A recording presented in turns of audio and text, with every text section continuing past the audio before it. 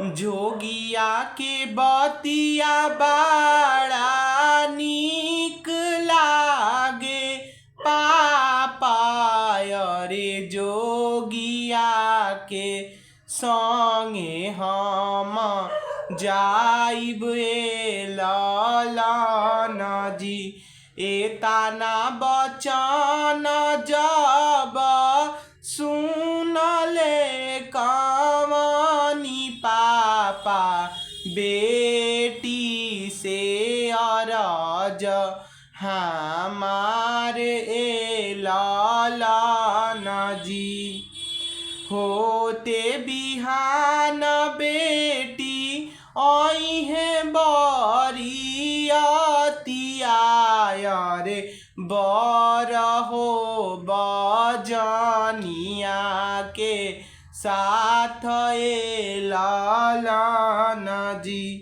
तोहार ससुर बेटी पूछी है जे बतिया रे काई देबो जवाब ललन जी। अरे कैसे रही है इज्जत हमारा ललन जी। एतना बचन जब सुनली कवनी बेटी पापा से अरज हमार ललन जी। जोगिया के संगे हम नाही जइबो पापा रे रही जई है इज्जत तोहार ललन जी।